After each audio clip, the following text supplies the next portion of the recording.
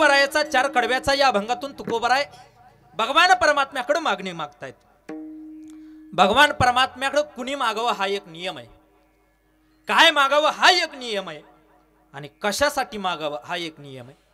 इथं मागणारे तुकोबराय आहेत, देणारा देव आहे, आणि काय मागतायत तुकोबराय तर देवा तुझा विसर पडू देऊ नको.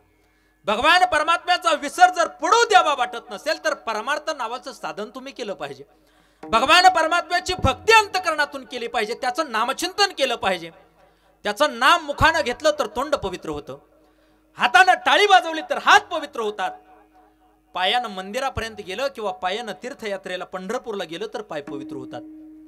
मुखो पवित्रम यदि राम नामम, हस्तो पवित्रम यदि दान पुण्यम, पद्म पवित्रम यदि तीर्थयात्रा. हात पवित्र होतील, दान करा. पाय पवित्र होतील, तीर्थयात्रा करा. तुमचं तोंड पवित्र होईल, एकमेकाला शिवे द्या, होईल का तोंड पवित्र. हरिमुखे म्हणा, हरिमुखे म्हणा, पुण्याची गणना कोण करी. मुखानं हरी हरी म्हटल्याच्या नंतर भगवान परमात्मा तुम्हाला भेटणार आहे. मग भगवान परमात्म्याकडे मागण्याचा अधिकार तेव्हाच प्राप्त होतो ज्या वेळेस भगवान परमात्म्याचं नामचिंतन तुम्ही आम्ही अंतकरणापासून करतो. देवाचं नाम घेत असताना चांगल्या चांगल्या लोकांना त्रास होतो. आपण जर मंदिरामध्ये दर्शनाला गेलो तर लोक म्हणतात सुधारल्यासारखं करायला लागला. लोकांना म्हणायचं तुला नाही सुधरायचं, नको सुधरू, मला तर सुधरू दे. जगाच्या चालकाकडं मालकाकडं भगवान परमात्म्याकडे गेल्याच्या नंतर लोक नावं ठेवतात. तुकोबरायांना त्रास झाला, ज्ञानोबरायांना त्रास झाला. ज्ञानोबरायाच्या झोळीत शेण टाकलं, तुकोबरायाच्या अंगावरती उखळतं पाणी टाकलं, तुकोबरायांना काठीनं मारलं, तुकोबरायांचा गाथा पाण्यात बुडवला, पण त्रास सहन केला. जी लोक समाजामध्ये कोणतंही कार्य करायचं असू द्या, कोणताही तुमचा बिझनेस असू द्या, कोणतंही कार्य करत असताना जी लोक त्रास सहन करतात त्यांचा सुवास जगताच्या पाठीवरती दरवळल्याशिवाय राहत नाही.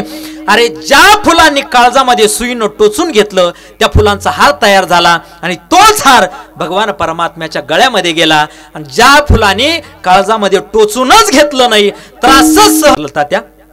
प्रत्येक वेळेस मी येतोय, प्रत्येक वेळेस आल्याच्या नंतर मला घन नवीन दिसतोय, पण आयरन तर जुनीच आहे.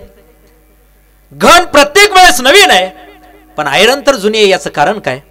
तात्यांनी गोड उत्तर दिलं, सांगितलं महाराज जे घाव घालतात ते कधीच फुटून जातात आणि जे घाव सहन करतात त्यांना कुणीही नष्ट करू शकत नाही. अरे ती आयरन घाव सहन करत आहे म्हणून ती आजही तशीच आहे आणि घन घाव घालत आहे म्हणून घाव घालणारा घन 4-4 महिन्याला बदलावा लागतो.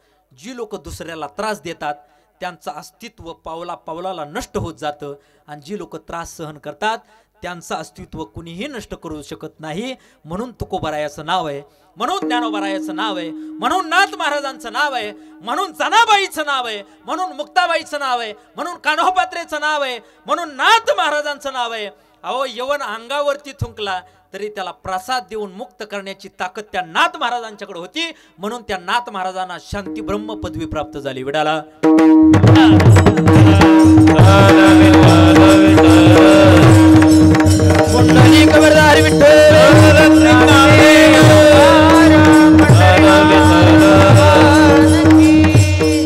समाजामध्ये कोणतंही काम करा, त्रास सहन करा, तुमचा सुवास जगताच्या पाठीवरती दरवळतो. आजही पोरं मृदंग वाजवतात पण लोक म्हणतात 2 तास मृदंग वाजवला की लोक 2000 रुपये देतात. पण त्या 2 तासाचे 2000 घेण्याकरता पहाटेच्या 3 वाजल्यापासून सकाळच्या 8 वाजेपर्यंत प्रॅक्टिस करावी लागते. हाताला फोड येतात, हाताला गट्टे पडतात. कधीतरी आमचा एकदा हातात हात घ्या आणि एकदा मोरे महाराजांचा हातात हात घ्या, तुम्हाला जाणवेल कीर्तनकारात आणि मृदंगाचार्यात काय फरक आहे. मृदंग शिकायचंय, मग कला शिकायची म्हटल्याच्या नंतर त्रास सहन करावा लागतो. गायन शिकायचंय, त्रास सहन करावा लागतो. कीर्तन शिकायचंय, त्रास सहन करावा लागतो. अभ्यास करावा लागतो. मृदंग वाजवायचा, दागिनाता जरी पोरानो वाजवायचा असेल तरी 4 दिवस आपली थापच बसत नाही. नवीन नवीन, बरोबर आहे का नाही. मुखडा वाजवण्याकरता, तो टाळीत येण्याकरता काही जण 6-6 वर्ष आळंदीला राहिले, धोतराचा काष्टाच नेसायला शिकले, काहीच जमलं नाही. जी लोक त्रास सहन करतात त्यांचा सुवास दरवळतो. मृदंग वाजवायचा अभ्यास पाहिजे, पेटी वाजवायची अभ्यास पाहिजे, गायन करायचं, टाळ वाजवायचा अभ्यास पाहिजे. आपण तालात टाळ वाजवत नाही, 1 2 3 4 असा टाळ हे पुरं वाजवतात. पण आपल्याला टाळ दिला ना आपण झांजासारखा टाळ धरतो, खळांग खळांग खळांग.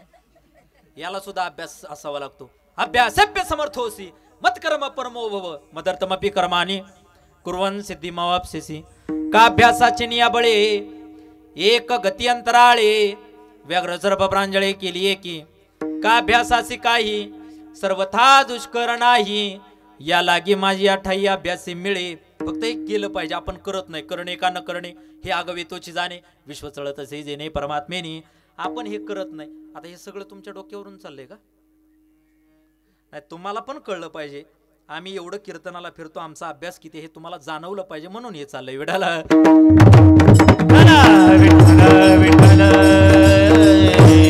कोणतंही कार्य करा, कोणत्याही क्षेत्रात तुम्ही उंचीच्या पदावरती जा, पण त्रास सहन करा. मग महाराज, परमार्थामध्ये त्रास होतो का? परमार्थामध्ये त्रास होतो. संसारामध्ये त्रास होतो का?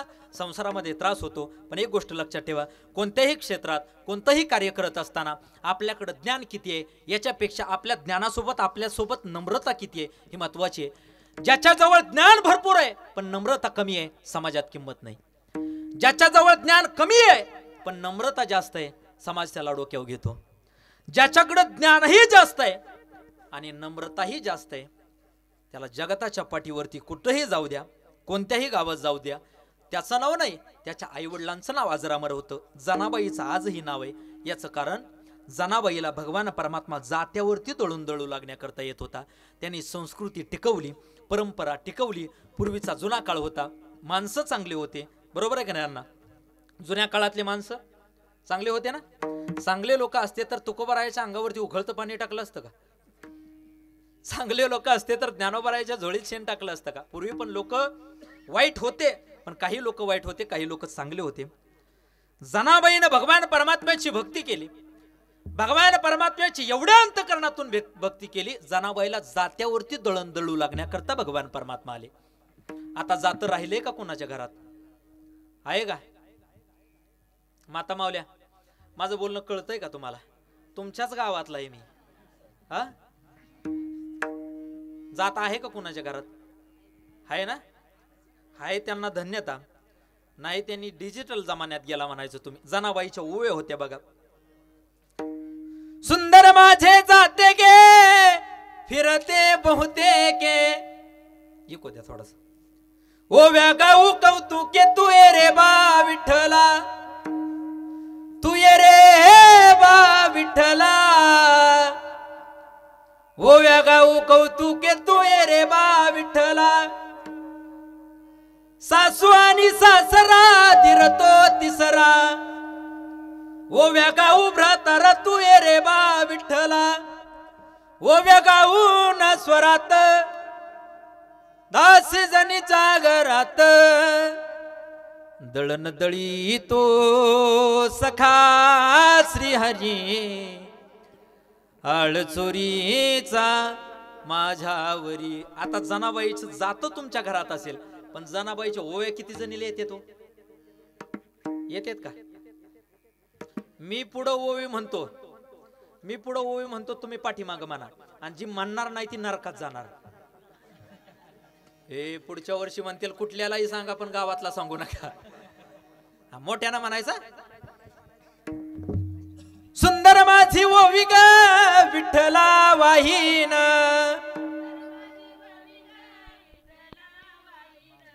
अहो तुमच्यापेक्षा यांचा आवाज मोठा आहे.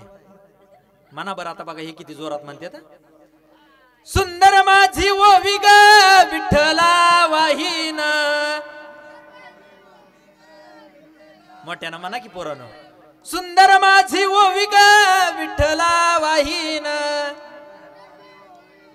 आता तुम्ही म्हणा. यांच्या हातात बांगड्या नाही तर एवढ्या जोरात म्हणते ते. सुंदर माझी ओवी ग विठ्ठला वाहीन. पतीच्या डोक्यावरती दळण मी ठेवीन. ठेवत नाही का तुम्ही? ठेवता का नाही? अहो यांना पटलंय, कारण यांना माहिती आहे आपल्याला डोक्यावर दळण असतंय. होय यांना असतंय का ना तुमच्या डोक्यावर? गिरणीवाल्या दादा, गिरणीवाल्या दादा, दादा काय बघता वळून. मारडीला जायचंय मला, द्या की दळून. वांग वांग वांग वांग वांग वांग वांग वांग. बरोबर आहे का नाही? काळ बदलला, जमाना बदलला, माणसं बदलले, संस्कृती बदलली. पूर्वीचा काळ चांगला होता, लोक चांगले होते. रोज सकाळी उठल्या उठल्या दादा आपल्या दारामध्ये कोण येत होतो? सकाळी उठल्या उठल्या वासुदेव. वासुदेवाचा काळ गेला. वासुदेवाच्या काळाच्या नंतर पुन्हा भगवे वस्त्र घातलेले महाराज लोक दारात यायला लागले. भगवे वस्त्र घातलेले, एका बाजूला पेटी अडकवलेली, वाय वाय वाय वाय वाय वाय वाय वाय. बरोबर आहे का नाही? गाणगापुरात अक्कलकोटाकड बाबा निघाला पोटाकड. आणि त्यांचं बोलणं एवढं साच आणि मवाळ असायचं, माहितीये का? साच आणि मवाळ, मिथुले आणि रसाळ, शब्द जैसे कल्लोळ अमृताचे. त्यांचं बोलणं कसं असायचं सांगू तुम्हाला? आमच्या काळात नव्हतं, पण त्या काळात होतं. मी पाठ करून ठेवले. माय बाबा कुणाचं घेत नाही, बाबा कुणाला देत नाही, अंगाला राख लावली पाहिजे, माय गाणगापूरला गेलं पाहिजे, माय अमावस्येच्या रात्री तुझ्या पोटात दुखतं, काळा कपडा कधी वापरू नको, तुझं तुझ्या नवऱ्याचं कधीच पटत नाही माय. आता एवढं म्हटल्याच्या नंतर बाई म्हणती, बाबा एकदम खरं बोलला तुम्ही. बाबा आत या घरात, चहा देऊ का, नाश्ता देऊ का? माय तुला आधीच सांगितलं होतं, बाबा कुणाचं घेत नाही, बाबा कुणाला देत नाही, अंगाला राख लावली पाहिजे, माय गाणगापूरला गेलं पाहिजे, माय अमावस्येच्या रात्री तुझ्या पोटात दुखतं, काळा कपडा कधी वापरू नको, तुझं तुझ्या नवऱ्याचं कधीच पटत नाही, माय माय तुला द्यायचंच असेल तर बाबाला 5-10 हजार रुपये देऊन टाक माय. हे डुप्लिकेट साधू नाही. लॉकडाऊन मध्ये अण्णा मी थोडा सराव करून ठेवलाय. यात कदाचित कीर्तन बंद झाले तर जगायला दुसरं साधन असावं, बाकी काही नाही. तो काळ गेला. तो काळ गेल्याच्या नंतर आता सकाळी उठल्या उठल्या तुमच्या दारात कोण येतं? 8 वाजता 8:30 वाजता कोण येतो आपल्या दारात? भंगारवाले. बाटली घेणार, केसावर फुगे देणार. येतात का नाही? काळ बदलला, संस्कृती बदलली. भारताच्या संस्कृतीची लागली वाट. लोक पण बघायला लागले ताट. तरुण पोरं व्यसनानं झाले गायराट. आणि आता म्हातारे पण बघायला लागले सैराट. सगळ्या म्हाताऱ्यांनी सैराट पाहिला. ज्याला चष्मा आहे त्यानं पाहिला, ज्याला चष्मा नाही त्यानं पाहिला. परंतु सैराट पाहून झिंगाट होण्यापेक्षा आज बरेच जण झिंगाट झाले होते. हे माझ्यापेक्षा तुम्ही अनुभवले, बरोबर आहे का नाही? आता इथं जवळच पेटतंय, पण पेटवायला नको. विडाला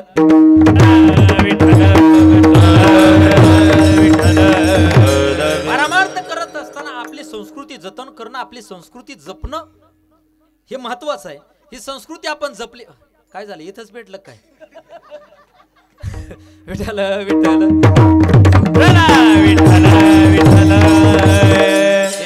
इथं पेटलं तर पेटू द्या, पण त्यांना मानलं पाहिजे. एवढं सगळं होऊन देखील ते कीर्तन ऐकायला आलेत, कारण त्यांना माहिती कान भरून या ऐकेन तुझी कीर्ती, ते माझं विश्रांती देवी देवा. त्याचं कान भरून वर्णन ऐकल्याच्या नंतर आपले कान पवित्र होणार आहेत. पवित्राणाम पवित्र यो मंगलानांच मंगलम देवतम देवतानांच भूतानाम यो वे पिता. भगवान परमात्मा भेटण्याकरता संस्कृती जपणं महत्वाचं आहे.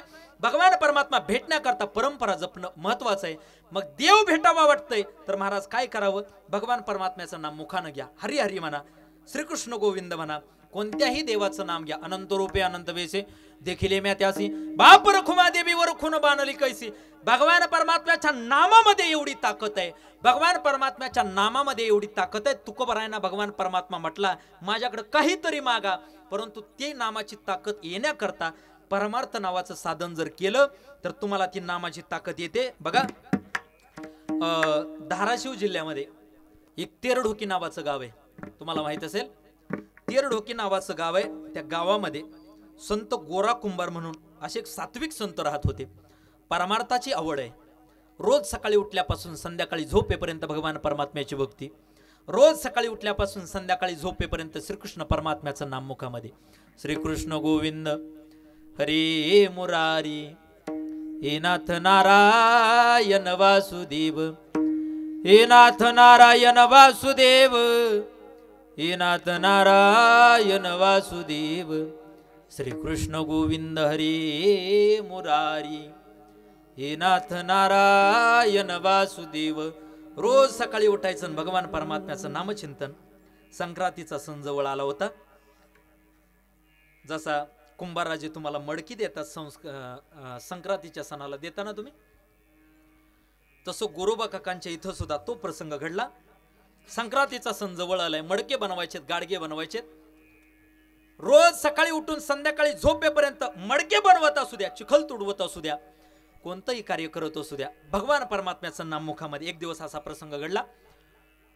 सकाळचे 9 वाजलेले आहेत. 9 वाजता गोरोबा काका माती तुडवत आहेत, हातामध्ये चिपळे आहेत, भगवान परमात्म्याचं नाम मुखामध्ये आहे. एवढ्या अंतकरणातून देवाचं भजन चालू आहे. अरे खाली माती तुडवत आहेत. माती तुडवता तुडवता तुडवता त्या गोरोबा काकांचा छोटंसं मुलगा होतं. छोटासा मुलगा, आईनं लक्ष नाही दिलं, आईनं तसंच सोडलं होतं. ते लेकरू रांगत रांगत रांगत रांगत त्या चिखलामध्ये आलं.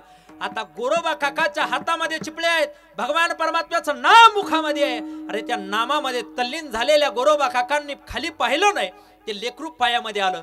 पायानं तुडवायला सुरुवात केली. अरे ते लेकरू रडत होतं, डोळ्यातून आसवाच्या धारा त्या लेकराच्या वाहत आहेत. पण त्या देवाच्या नामामध्ये तल्लीन असलेल्या गोरोबा काकांना काही जाणवलं नाही. अरे ते लेकरू मृत्यू पावलं. मृत्यू पावल्याच्या नंतर त्यांच्या पत्नीनं इकडं तिकडं पाहायला सुरुवात केली. लेकरू नाही दिसलं. अरे पाहते तर काय, त्यांच्या पायाखाली लेकरू दिसलं. रक्ताच्या थारोळ्या वाहत आहेत, डोळ्यातून आसवाच्या धारा त्या लेकराच्या येत आहेत. अरे ते लेकरू 2-5 मिनिटात तिथंच मृत्युमुखी पावलं. माय रडायला लागली. 10 मुकल्या रडणारी माय आहे. छोट्यातलं छोटं लेकरू असू द्या, नाहीतर मोठ्यातलं मोठं लेकरू असू द्या, मरेपर्यंत आपल्या लेकरावरती प्रेम करणारं जगातलं एकमेव नातं म्हणजे तुमची आई आहे. अरे एका माता माऊलीला डिलिव्हरी करण्याकरता दवाखान्यात नेलं. मी नेहमी सांगतो, त्या माता माऊलीला तिथं नेल्याच्या नंतर अर्ध्या तासानं डॉक्टर बाहेर आले. डॉक्टरने सांगितलं, माय एक तर जन्माला येणारं लेकरू जगेल, नाहीतर तुम्ही जगाल. एक जण जगणार आहे, एक जण मरणार आहे. कोण जगलं पाहिजे, कोण मेलं पाहिजे? अरे त्यावेळेस पहिल्यांदा त्या मायला विचारलं, मायनं नाही उत्तर दिलं. बाहेर सासूला विचारलं, सासूनं सांगितलं, जन्माला येणारं लेकरू गेलं तरी चालेल, माझी सुनबाई जगली पाहिजे. सासऱ्याला विचारलं, कोण जगलं पाहिजे? सासऱ्यानं सांगितलं, जन्माला येणारं लेकरू गेलं तरी चालेल, पण माझी सुनबाई जगली पाहिजे. त्या माता माऊलीच्या जवळ पुन्हा डॉक्टर गेल्यानं विचारलं, हे माय एक तर जन्माला येणारं लेकरू जगेल, नाहीतर तुम्ही जगाल. कोण जगलं पाहिजे, कोण मेलं पाहिजे? मायनं मान खाली घातली आणि ढसाढसा रडायला लागली. रडणारी माय म्हणते, डॉक्टर हाडाची काढं केली, रक्ताचं पाणी केलं, रात्रीचा दिवस केला. सकाळचं अन्न संध्याकाळी गरम करून खाल्लं डॉक्टर, रात्रीचं उरलेलं अन्न सकाळी गरम करून खाल्लं. अहो डॉक्टर दुसऱ्याच्या रानामध्ये काबाड कष्ट करण्याकरता गेले, 3 रंगाचं लुगडं अंगावरती नेसले, 350 रुपये रोजानं दुसऱ्याच्या रानामध्ये गेले.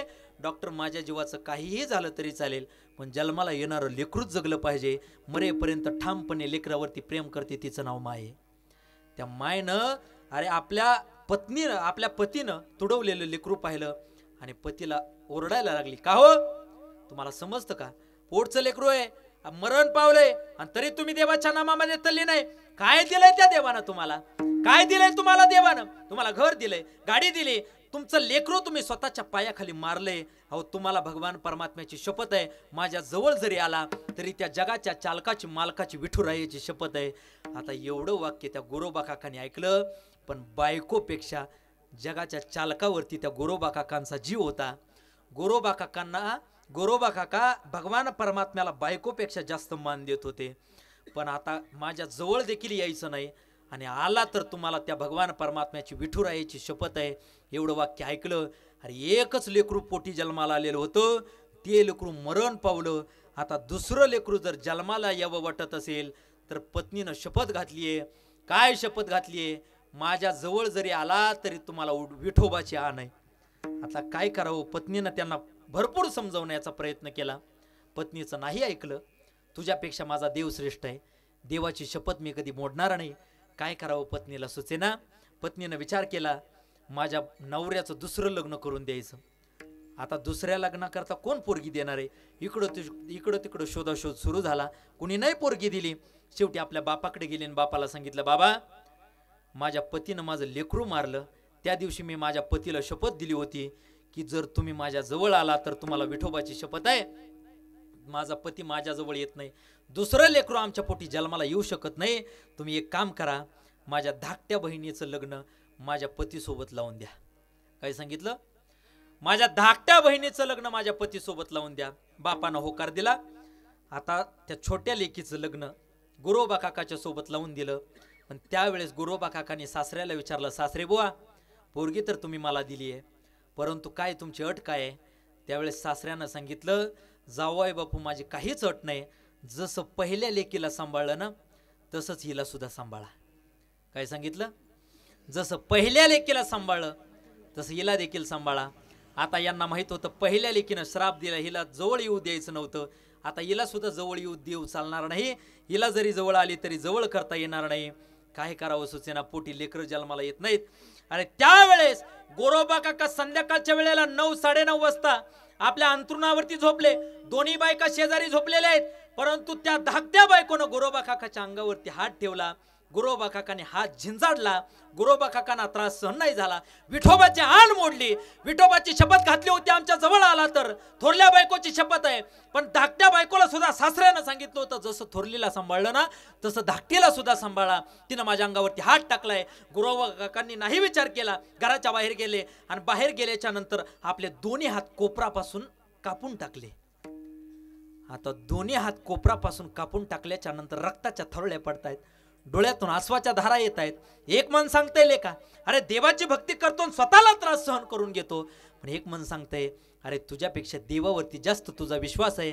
अरे देवा करता तू हात तोडले म्हणून काय झालं? अरे प्राणाची आहुती देणारे संत या जगतामध्ये आहेत. अरे देवा करता प्राण सोडणारी माणसं या जगतामध्ये आहेत. हात नसून टाळी वाजवणारे आहेत. अरे हात तोडल्याच्या नंतर जगाच्या चालकाच्या मालकाच्या भगवान परमात्म्याच्या दर्शनाकरता आषाढी वारीच्या वेळेस गोरोबा काका गेले. भगवान परमात्म्याचं नाम मुखामध्ये आहे आणि नाम मुखानं घेत घेत घेत पंढरपूरमध्ये पोहोचले.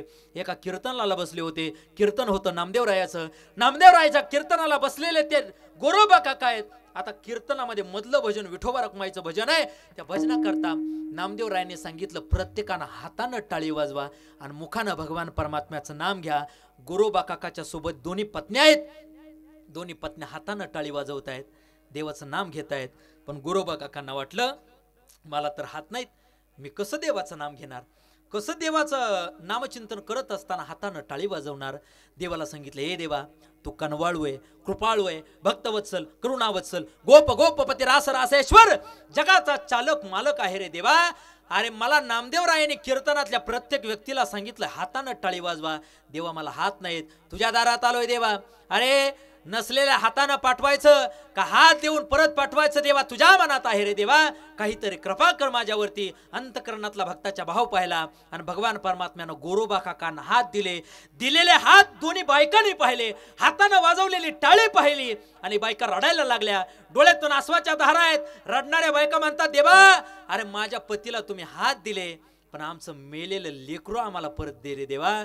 देवानं सांगितलं, काळजी करू नका, फक्त पाठीमागं वळून पहा.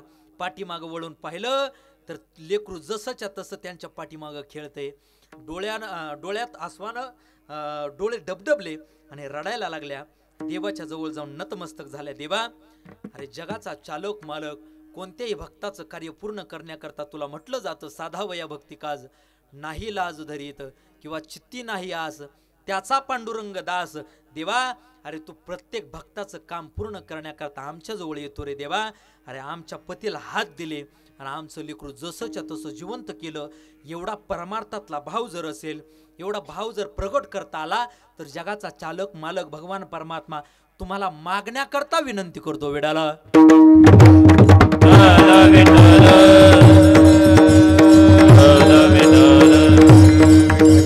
मग देवाकडं मागण्याच्या पात्रतेचं तुम्ही व्हा. भगवान परमात्म्याची भक्ती करा. भक्ती करत असताना संस्कृती जपा. कोणत्याही देवाचं नाम घ्या. मी नेहमी सांगतो बघा, आपला रोजचा वार आणि रोजचा देव बदलतो. वार बदलला की देव बदलू नका. अवताराच्या राशी तो हा उभा विटेवरी. सोमवार आला की आपला कोणता देव असतो? हे भोळ्या शंकरा आवड तुला बिलाची, बिलाच्या पानाची, हे भोळ्या शंकरा. मंगळवारी आपला गणपती. बुधवारी कोणता देव असतो? बुधवारी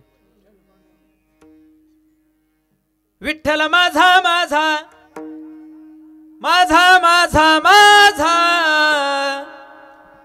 विठ्ठल माझा मी विठ्ठलाचा, विठ्ठल माझा मी विठ्ठलाचा, विठ्ठल माझा मी विठ्ठलाचा, विठ्ठल माझा माझा माझा माझा माझा, विठ्ठल माझा मी विठ्ठलाचा. बुधवारी आपला वेगळा देव. गुरुवारी दिगंबरा दिगंबरा श्रीपाद वल्लभ दिगंबरा, तीन शिरे सात, तया माझा दंडवत, तया माझा दंडवत. शुक्रवारी कोणता देव असतो? यांना माहिती. देव असतो का देवी? हा हा बोला तरी मोठ्या ना. अनादि निर्गुण निर्गुण प्रगटली भवानी मोह महिषासुर मर्दाना लागोनी त्रिविध तापाची तापाची करावया झाडणी. हे देवीचं गाणं नाही बरं का, भजनी मालिकेतला अभंग. हे टाळकर यांना माहिती. कोल्हापूरला मी कीर्तनाला गेलो, गायनाचार्याने हे प्रमाण म्हणायला सुरुवात केली, टाळकऱ्यांनी टाळ वाजवायला सुरुवात केली आणि एक बाई कीर्तनातच उठली. म्हटलं बाई खाली बसा. शेजारची बाई म्हटली महाराज खाली बसत नाही, पोतराजाचं गाणं म्हणा. तिला म्हटलं महाराज आहे का पोतराज आहे?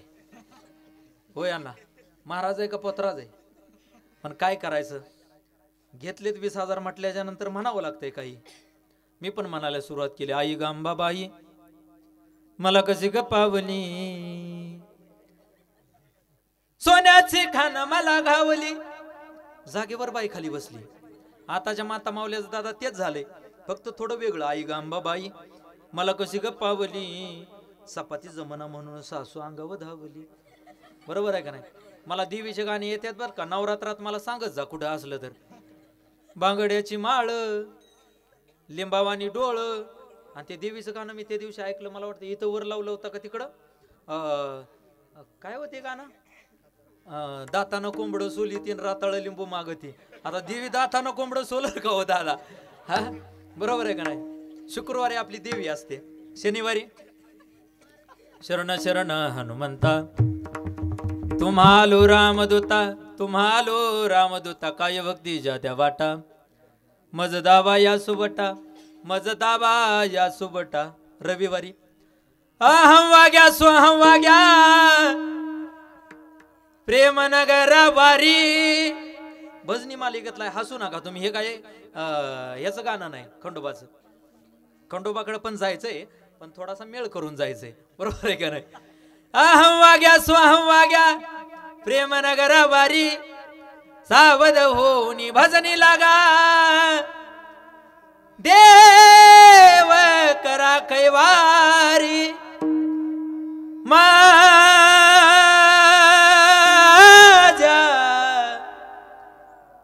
मल्हारीची वारी मल्हारीची वारी माझ्या मल्हारीची वारी मल्हारीची वारी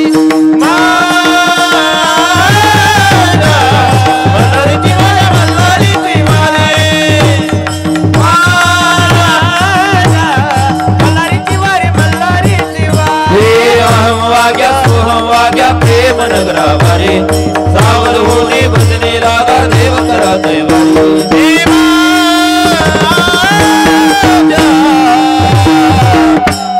मल्हारीची माझ्या मल्हारीची वारी मल्हारीची माझ्या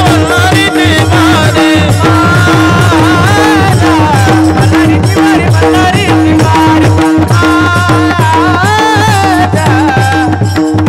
वारी मल्हारीची वारी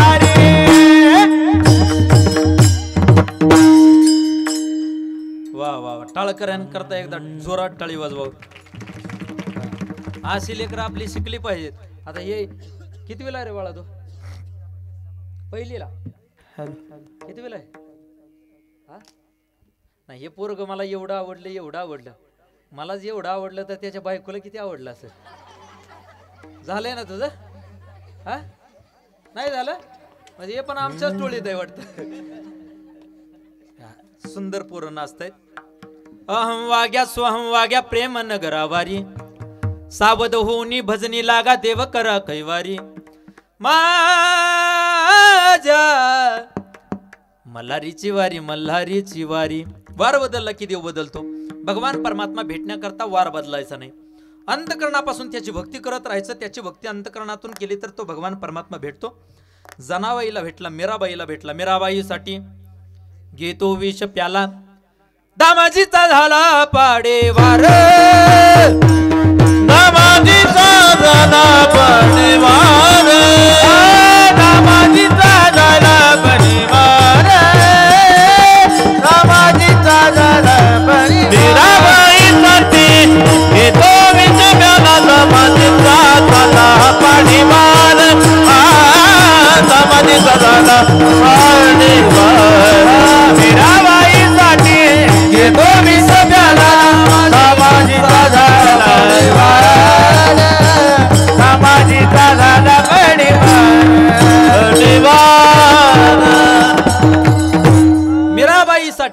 विष प्याला दामाजीचा झाला पाडेवार. ज्ञानोबारायासाठी म्हशीच्या मुलाच्या मुखातून माऊलीने वेद बोलवला.